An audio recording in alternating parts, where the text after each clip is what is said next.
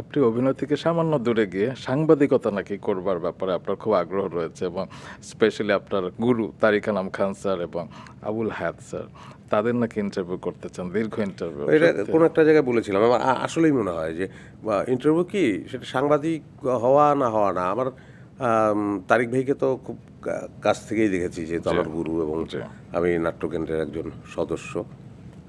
বলতে গেলে খুব অল্প বয়স থেকেই তারিক ভাইকে দেখা এবং প্রচুর জানা, প্রচুর শেখা তার কাছ থেকে।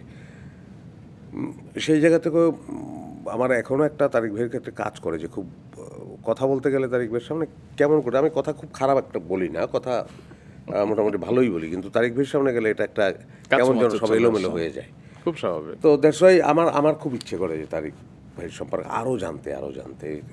তারপরে হায়াত ভাইয়ের কথা বলবো, ভীষণ জানতে ইচ্ছে করে তার ক্ষেত্রে। এবং আমি খুব এই রিসেন্ট একটা কাজ বিকি জাহেদের একটা কাজ করছিলাম, তাতে হায়াত ভাই ছিলেন। তো ওইখানে একটা শট ছিল, আমি তার পায়ে তেল দিয়ে দিচ্ছি। তো ওটা শুধু শট হিসাবে না, উনি আচ্ছা আর লাগবে না এরকম করছেন আর কি, শট চলছে, কিন্তু আমি অনেকক্ষণ ধরেই এই পায়ে তেলটা মালিশ করলাম এবং আমি এক ধরনের আনন্দ অনুভব করলাম, শুধু শট হিসাবে না, আমি যে কাজটা করতে পারলাম সেইটা আমার খুব ভালো লাগলো। অনেক আগে থেকেই তার অভিনয়ের যে সহজতা কিন্তু ভীষণ গভীর, খুব অল্প জায়গায় দারুণ করে ধরে ফেলার যে অসাধারণ ক্ষমতা তার।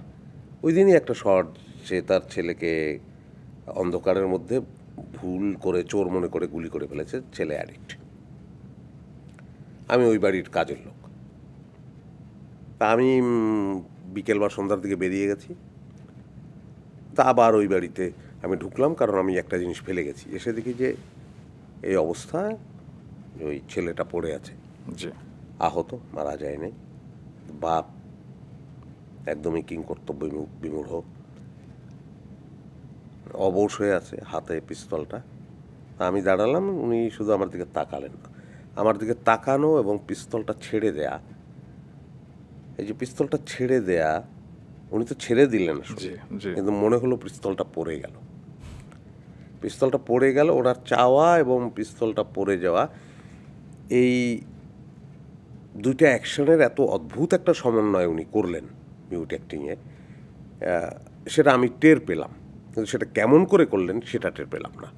কিন্তু এটা একটা দারুণ ব্যাপার তৈরি হলো, অসাধারণ একটা ব্যাপার তৈরি হলো, সেটা টের পেলাম।